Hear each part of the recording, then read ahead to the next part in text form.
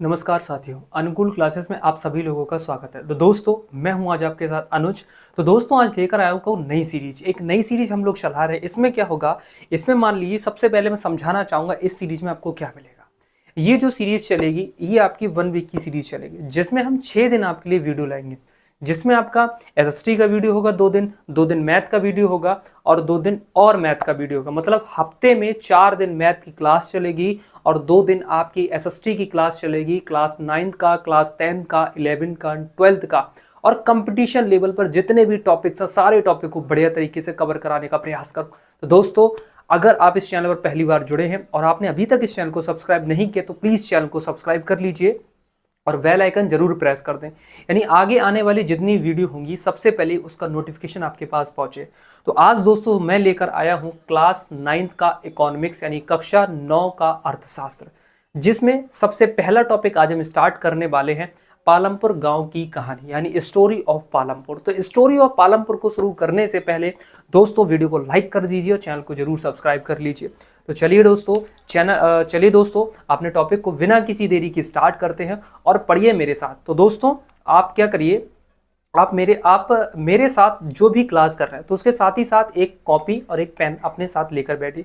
यानी जितनी भी चीज़ें मैं यहाँ पर नोट कराऊंगा सारी चीज़ें आप मेरे साथ नोट करते चलिए, ताकि आपका एक नोट्स भी बनकर तैयार रहे। जब आपका एग्जाम आएगा तो उससे पहले आप फटाक से उसको रिवाइज कर सकते हैं। तो चलिए मैं बात करता हूँ। क्लास 9th का जो टॉपिक लेकर आया हूं वो है आपका पालमपुर गांव की कहानी यानी स्टोरी ऑफ पालमपुर। इसकी हम बात करेंगे कि आखिरकार ये कहानी है क्या। तो आज जो आपकी क्लास है इसका आज पार्ट फर्स्ट है, क्योंकि पहला दिन है। आज हम स्टार्ट कर रहे हैं, बिल्कुल ठीक है भाई, आज फर्स्ट क्लास है इसकी। तो इस क्लास को हम लोग स्टार्ट कर रहे हैं। तो समझते हैं कि पालमपुर गांव की कहानी क्या है।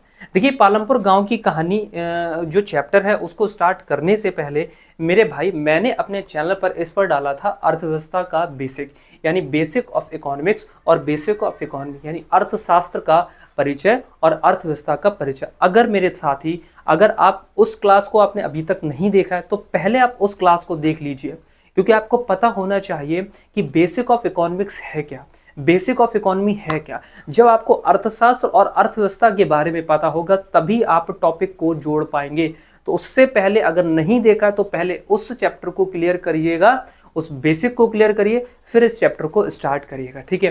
तो चलिए, अगर आप पहली बार वीडियो देख रहे हैं तो कोई दिक्कत नहीं, पहले इस टॉपिक को समझ लीजिए और जब आपको समय मिले तो आप उस टॉपिक को जरूर रिवाइज कर लीजिए, ताकि दोनों का बेसिक क्या है, बेसिक ऑफ इकोनॉमी और बेसिक ऑफ इकोनॉमिक्स। तो चलिए चैप्टर को स्टार्ट करते हैं। देखिए, मैंने कुछ दिन पहले एक वीडियो में बताया था कि अर्थव्यवस्था के क्षेत्र क्या हैं। मैंने अर्थव्यवस्था के क्षेत्रकों का उसमें वर्णन किया था कि अर्थव्यवस्था के जो क्षेत्रक होते हैं उसको हम 3 प्रकार से बांटते हैं।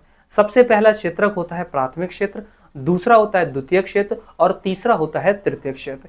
यानी जो प्राथमिक क्षेत्र होता है उसको कृषि क्षेत्र कहा जाता है और द्वितीय क्षेत्र जो होता है उसको उद्योग क्षेत्र कहा जाता है और आपका तृतीय क्षेत्र जो होता है उसको सेवा क्षेत्र कहा जाता है। यानी हम पालमपुर गांव की कहानी को शुरू करने से पहले पहले इसका बेसिक से स्टार्ट करेंगे कि आखिरकार इस अर्थव्यवस्था के क्षेत्र से जोड़ते हुए इसको एंड तक लेते चलेंगे, ताकि 0 to हीरो क्लास ये आपकी रहेगी। आपको समझ में आएगा कि इस चैप्टर में किस चीज की बात करी गई है और किस चीज की बात करी गई और इस चीज को किस सेक्टर से जोड़ा गया है, प्राइमरी सेक्टर से जोड़ा गया, सेकेंडरी सेक्टर से जोड़ा गया या टर्सरी सेक्टर से जोड़ा गया। तो चलिए सबसे पहले हम बात करते हैं तीनों सेक्टरों की कि आखिरकार तीनों सेक्टर क्या हैं। तो मैंने आपसे कहा था हम बात कर रहे हैं अर्थव्यवस्था के क्षेत्रक, अर्थ व्यवस्था के क्षेत्रक, ठीक है, जिसको इंग्लिश में कहा जाता है सेक्टर्स ऑफ इकोनॉमिक्स, ठीक है। सेक्टर्स ऑफ इकोनॉमिक्स, सबसे पहला जो आपका आता है वह आता है आपका प्राथमिक क्षेत्र, दूसरा आता है आपका द्वितीय क्षेत्र, तीसरा आपका आता है तृतीय क्षेत्र। प्राथमिक क्षेत्र को कहते हैं इंग्लिश में आपका प्राइमरी सेक्टर, इसको कहते हैं सेकेंडरी सेक्टर, इसको कहते हैं टर्सरी सेक्टर। ठीक है, इन तीनों सेक्टर्स को उठाकर ही हम अपने टॉपिक की शुरुआत करने वाले हैं। ठीक है, समझिए, अगर मैं बात करूं प्राथमिक क्षेत्र की, तो मैंने कहा था प्राथमिक क्षेत्र को मेरे भाई कृषि क्षेत्र भी कहा जाता है। आपने कहा ठीक है सर, प्राथमिक क्षेत्र को कृषि क्षेत्र कहा जाता है। मैंने कहा था द्वितीय क्षेत्र जो होता है उसको उद्योग क्षेत्र कहा जाता है। आपने कहा ठीक है, उद्योग क्षेत्र कहा जाता है। मैंने कहा जो तृतीय क्षेत्र होता है उसको सेवा क्षेत्र भी कहा जाता है। क्या कहा जाता है? सेवा क्षेत्र भी कहा जाता है। इन तीनों चीजों की आप ध्यान रखेंगे, यानी जो प्राथमिक क्षेत्र होता है उसको कृषि क्षेत्र कहा जाता है, द्वितीय क्षेत्र को आपका उद्योग क्षेत्र कहा जाता है, तृतीय क्षेत्र को आपका सेवा क्षेत्र कहा जाता है। अब हमने पढ़ लिया कि इन तीनों को ये क्षेत्र कहा जाता है। अगर आपसे कोई पूछे कि बताओ प्राथमिक क्षेत्र की परिभाषा क्या होती है, आप बताइए द्वितीय क्षेत्र की परिभाषा क्या होती है, आपको बताने तृतीय क्षेत्र की परिभाषा क्या होती है, तो इसको परिभाषा में कैसे व्यक्त किया जाए, ये चीज हमें अभी तक आपने नहीं समझाई, तो कोई दिक्कत नहीं, मैं वीडियो में अपनी समझा चुका हूं। लेकिन आप चैनल पर पहली बार जुड़े हैं तो मेरा फर्ज बनता है कि इस चीज को दोबारा आपके लिए समझाऊं। चलिए समझिए, देखिए प्राथमिक क्षेत्र क्या होता है। प्राथमिक क्षेत्र की बात करते हैं कि एक डेफिनेशन कहलाती है कि ऐसा क्षेत्र जहां पर प्राकृतिक उत्पादों का उत्पादन किया जाता है उसको प्राथमिक क्षेत्र कहते हैं।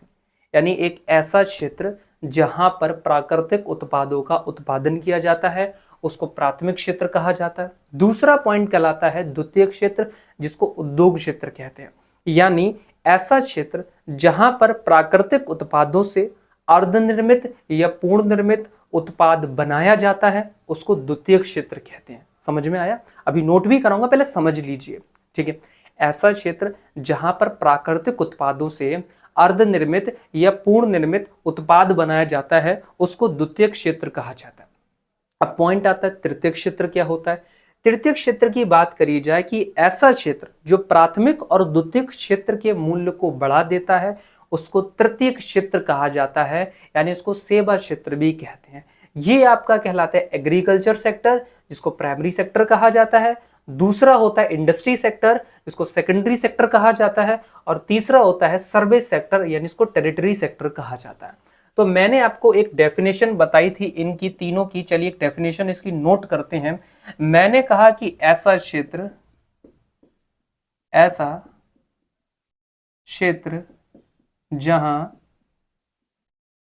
प्राकृतिक उत्पादों का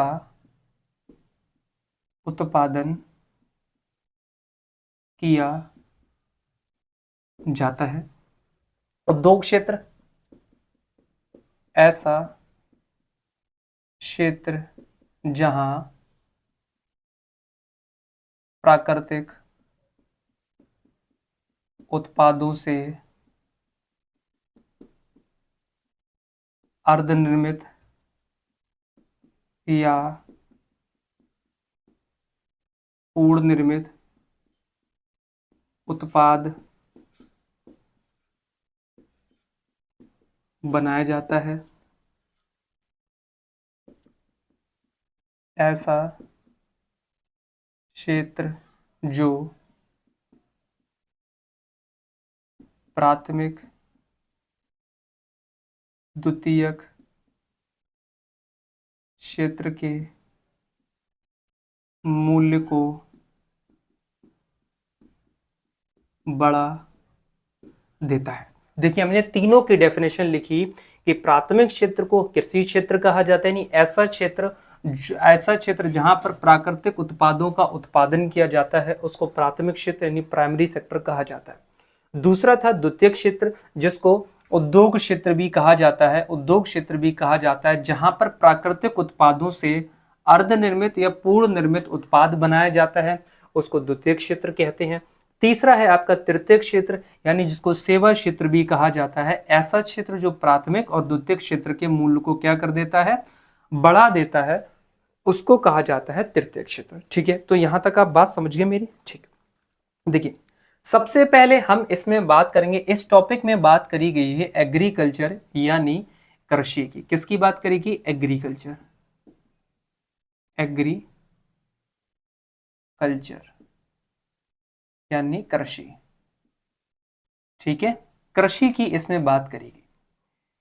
देखिए, अगर मैं बात करता हूं जैसे उत्पादन की, अगर प्रमुख गतिविधि की बात करी जाए तो वो है आपकी खेती। ठीक है, उत्पादन की प्रमुख गतिविधि क्या है? खेती। खेती को ही कृषि क्रिया कहा जाता है। यानी कृषि क्रिया के अतिरिक्त जितनी भी अन्य गतिविधियां हैं उनको गैर कृषि क्रियाएं कहा जाता है। जैसे आपका लघु विनिर्माण हो गया, आपका परिवहन हो गया, आपका दुकानदारी हो गया, ये चीजें आपकी शामिल करी जाती हैं गैर कृषि क्रिया में। तो मैंने कहा था कि कुछ आपकी कृषि क्रियाएं होती हैं, कुछ आपकी कृषि क्रियाएं होती हैं और कुछ आपकी होती हैं गैर कृषि क्रियाएं। गैर कृषि क्रियाएं, कृषि क्रियाओं की अगर बात करते हैं जिसमें आपका खेती हो गया, इसमें आपका परिवहन शामिल हो गया, ठीक है, आपका लघु विनिर्माण शामिल हो गया, विनिर्माण, तो इनको शामिल किया जाता है किस में? आपका गैर कृषि क्रिया। यानी उत्पादन की जो प्रमुख गतिविधि है वो है आपकी खेती। इसके अलावा अन्य जितनी भी गतिविधियां हैं वो सारी गतिविधियां गैर कृषि क्रियाएं कहलाती हैं, जिसमें आपका परिवहन हो गया, लघु विनिर्माण हो गया, आपका एक और लिख लीजिए इसमें दुकानदारी भी हो जाता है, इसमें दुकानदारी को भी शामिल किया गया। तो ये आपकी आती हैं इसमें। ठीक है, अब जैसे अगर मैं बात करूं आपसे मेरे भाई, अगर मान लीजिए हमें एग्रीकल्चर, हमें कृषि करना है, ठीक है, कृषि का प्रोडक्शन करना, तो कृषि के प्रोडक्शन करने के लिए हमें नीड होती है रिसोर्सेज की। किसकी नीड होती है? रिसोर्सेज की। तो रिसोर्सेज में जैसे आपका प्राकृतिक संसाधन की जरूरत पड़ेगी हमारे लिए, ठीक है सर। दूसरा, हमारे लिए मानव निर्मित संसाधन की जरूरत पड़ेगी। तीसरा, हमें मानव के प्रयास की जरूरत पड़ेगी। और चौथा, हमें पैसे की आवश्यकता पड़ेगी। तो मैंने आपसे कहा था कि मान लीजिए हमें करना है एग्रीकल्चर, ठीक है, जैसे मान लीजिए हमारे पास है एग्रीकल्चर, खेती यानी कृषि, कृषि का हमें प्रोडक्शन करना है, खेती का उत्पादन करना है। ठीक है, उत्पादन करने के लिए जो नीड होगी, किसकी नीड होगी हमारे लिए? रिसोर्सेस की। रिसोर्सेस का मतलब होता है स्रोत, स्रोत या संसाधन। तो संसाधन लिख लेते हैं यहां पे, संसाधन। मान लीजिए हमें प्रोडक्शन करना है एग्रीकल्चर का, यानी हमें खेती का उत्पादन करना है। आपका गेहूं हो गया, ज्वार हो गया, बाजरा हो गया, मक्का हो गया, राबी, किसी भी चीज का हमें उत्पादन करना है। तो उत्पादन करने के लिए हमें किस चीज की जरूरत होती है? रिसोर्सेज की, संसाधन की। जिसमें मैंने आपसे कहा था हमें 4 संसाधन की जरूरत पड़ सकती है। पहला जो आपका होता है, आपका एक होता है सबसे पहला आपका प्राकृतिक संसाधन, प्राकृतिक संसाधन। दूसरा होता है आपका मानव निर्मित संसाधन।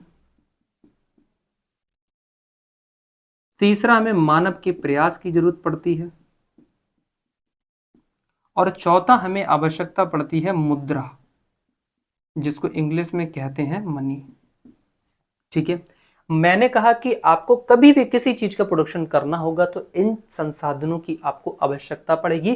चाहे आपका प्राकृतिक संसाधन हो सकता है, चाहे आपका मानव निर्मित संसाधन हो सकता है, या मानव का प्रयास हो सकता है, या मुद्रा, इन सभी की जरूरत पड़ेगी। यही संसाधन के माध्यम से हम खेती का उत्पादन कर सकते हैं। ठीक है, दूसरा, अगर मान लीजिए हमें प्रोडक्शन करना है, ठीक है, प्रोडक्शन की बात करते हैं, प्रोडक्शन का उद्देश्य क्या कहलाता है?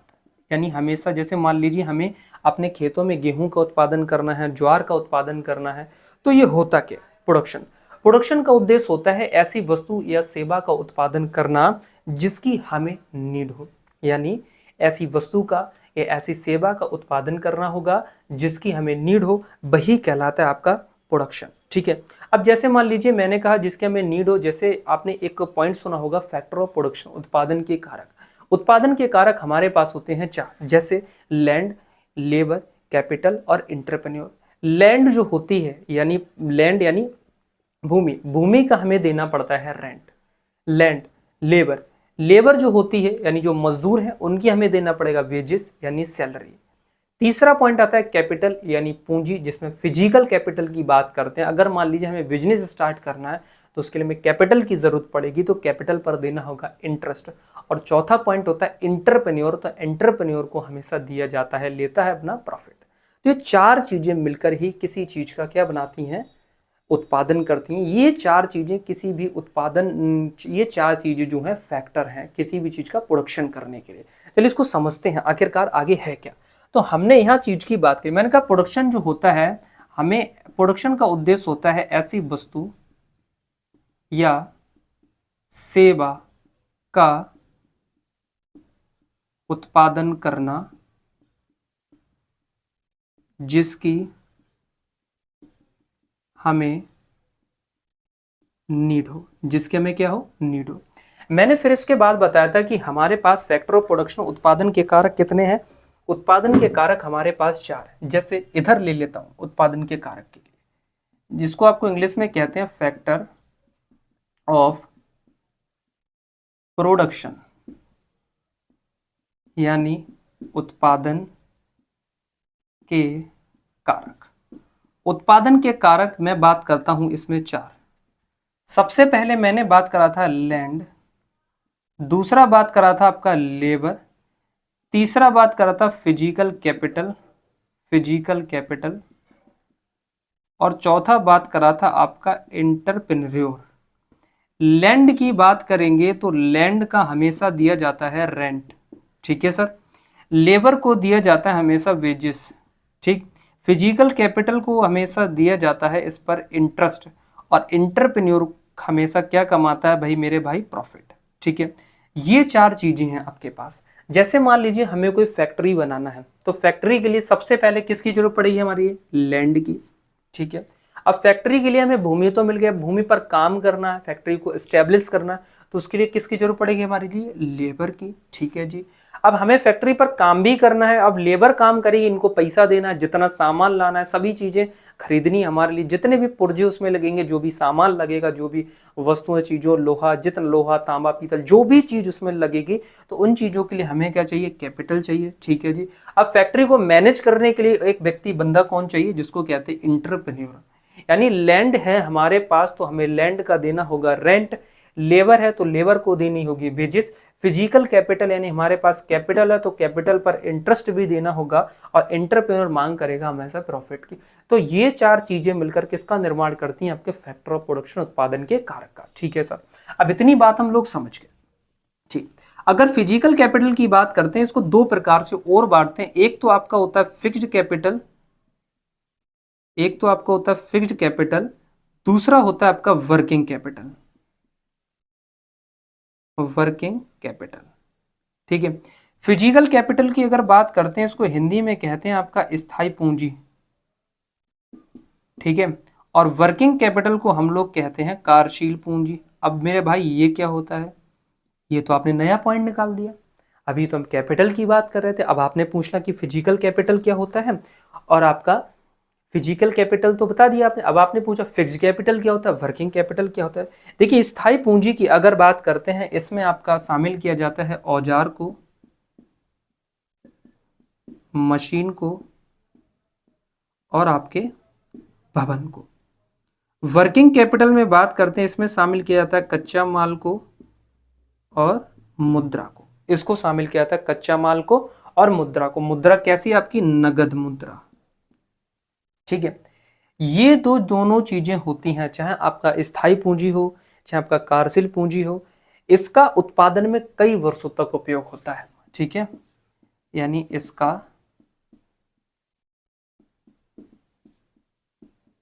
उत्पादन में कई वर्षों तक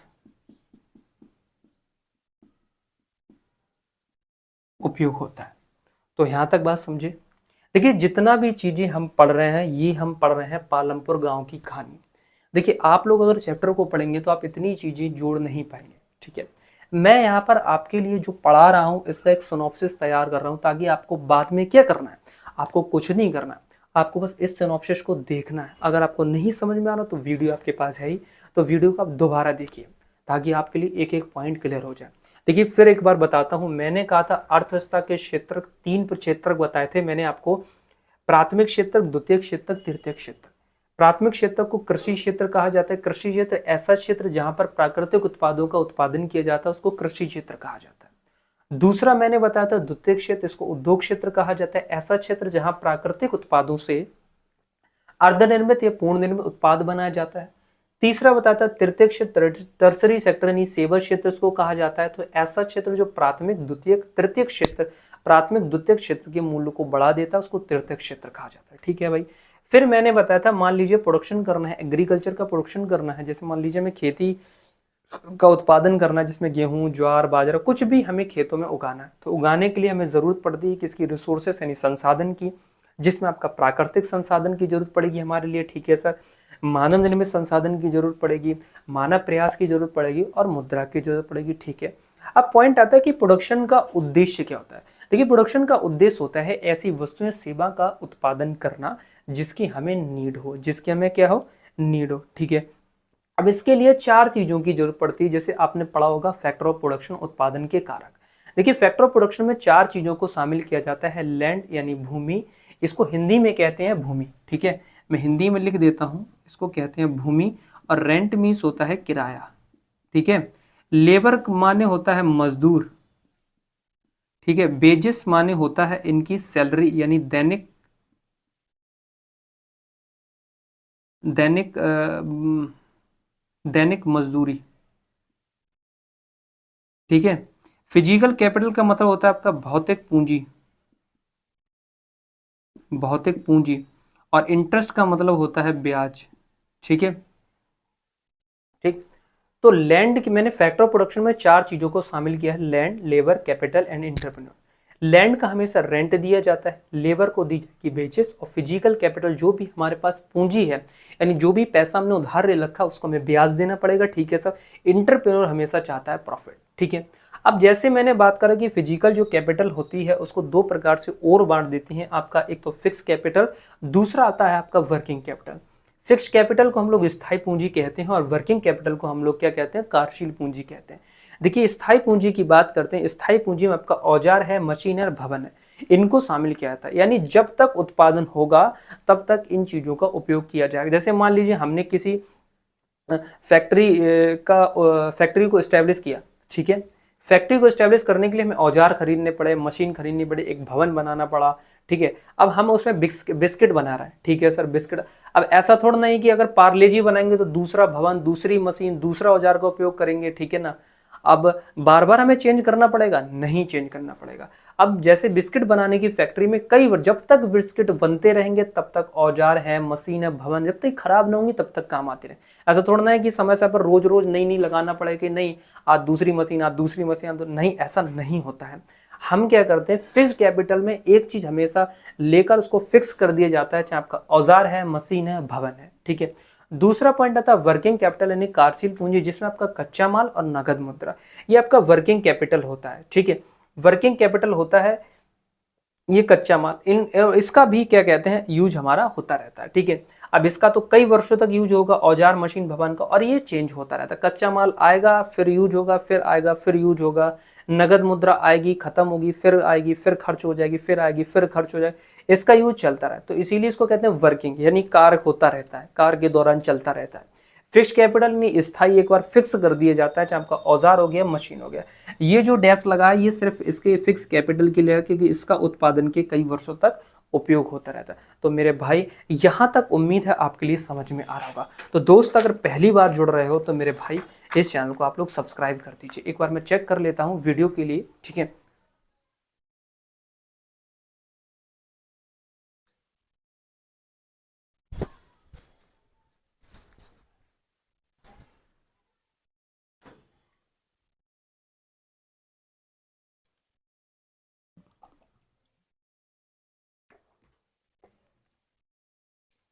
चलिए आगे आते हैं, यहां तक सारी बातें समझ गए। ठीक है सर। अब जैसे हम बात करते हैं बरसात का मौसम होता है, तो बरसात के मौसम में क्या करता है किसान खरीफ की फसल पैदा करता है। खरीफ की फसल में जैसे किसान ज्वार है, बाजरा है, इन चीज़ों को उगाते हैं। अब किसान ने ज्वार बाजरा उगाया, ज्वार बाजरा उगाने के साथ साथ उसके साथ पौधे भी उगे। ठीक है। जो पौधे उगते हैं उन पौधों का उपयोग किसान अपने चारे के लिए करता है। ठीक है सर। अब फिर क्या होता है, फिर जैसे ही धीरे धीरे बढ़ता है तब अक्टूबर दिसंबर का महीना आता है। अक्टूबर दिसंबर का जब महीना आता है तो किसान आलू की खेती करता है, ठीक है सर। आलू की खेती होगी, अब आलू की खेती शुरू हो जाती है। फिर उसके बाद सर्दी का मौसम आ जाता है, सर्दी के मौसम में रबी की फसल किसान उगाता है। रबी की फसल जो होती है उसमें किसान खेतों में गेहूं की फसल को उगाता है। किसकी फसल को उगाता है?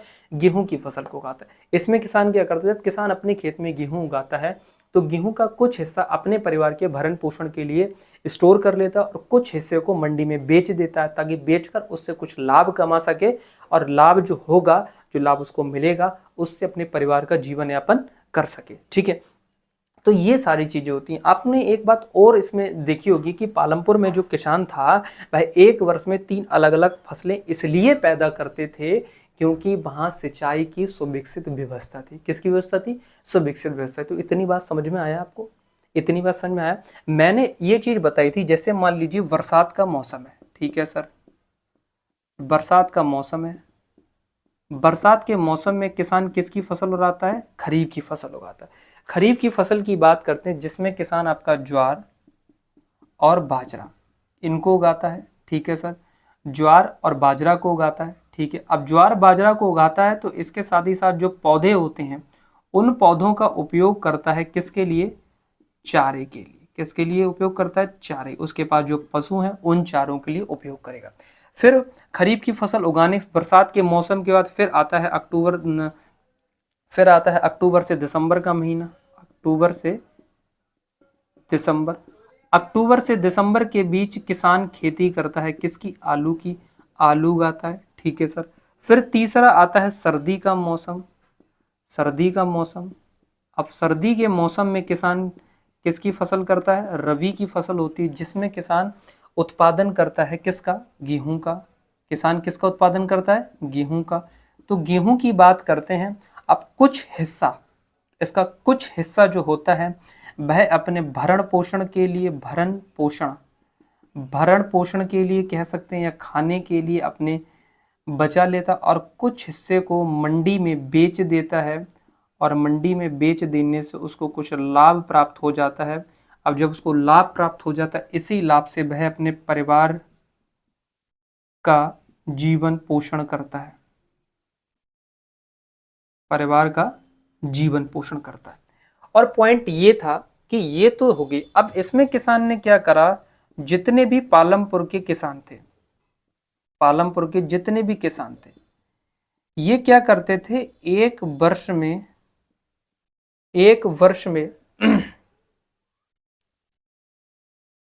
3 अलग अलग फसलें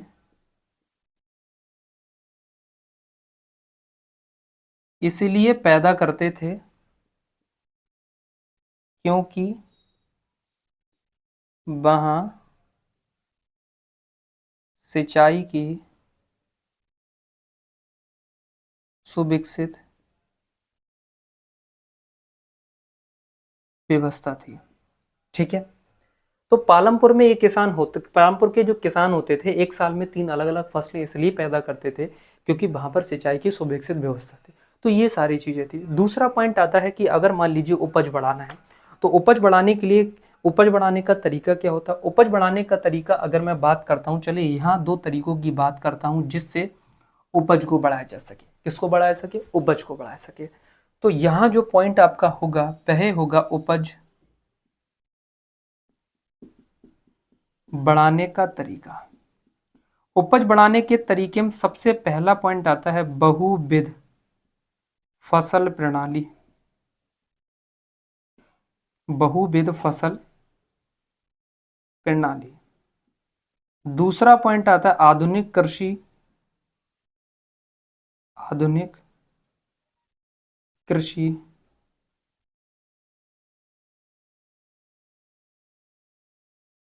विधियों का उपयोग।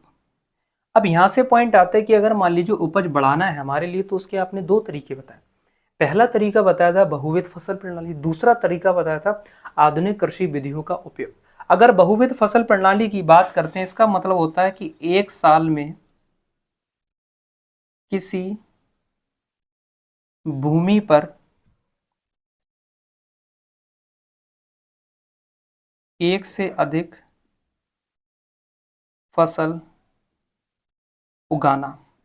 यानी एक साल में कोई आपके, जैसे मान लीजिए कोई आपकी भूमि हो गई, जैसे एग्जाम्पल मैंने, ये आपकी लैंड हो गई, ठीक है, 1 ईयर का जो पीरियड है इसमें आपने इसमें ऐसा करा, पहले गेहूं की फसल उगाया, फिर ज्वार भी उगा लिया, फिर इसी में बाजरा भी उगा लिया। मतलब आपने करा कि एक साल में किसी भूमि पर एक से अधिक फसल उगाने की प्रणाली को ही कहा जाता है बहुविध फसल प्रणाली। मतलब एक साल में किसी भूमि पर एक से अधिक फसल उगाने की प्रणाली को आपका बहुविध फसल प्रणाली कहा जाता है। दूसरा पॉइंट होता है आधुनिक कृषि विधियों का उपयोग, जिसमें हम कल बात करेंगे HYV सीड्स की, जिसको कहते हैं हाई यील्ड वैरायटी के सीड्स। और इसमें ही हम इसी की अकॉर्डिंग बात करेंगे, इसमें ग्रीन रिवॉल्यूशन, हरित क्रांति, जो 1960 के दशक के अंत में स्टार्ट हुई। तो दोस्तों आज की क्लास में मैं इतना ही रहने देता हूँ। कल मैं टॉपिक को आगे बढ़ाता हूँ, आपकी बात करूंगा कि HYV सीड्स क्या है, आधुनिक कृषि विधि का उपयोग क्या है, ठीक है, जिसमें HYV सीड्स की बात करेंगे और ग्रीन रिवॉल्यूशन की बात करें। तो आज की वीडियो में इतना ही। थैंक यू, जय हिंद।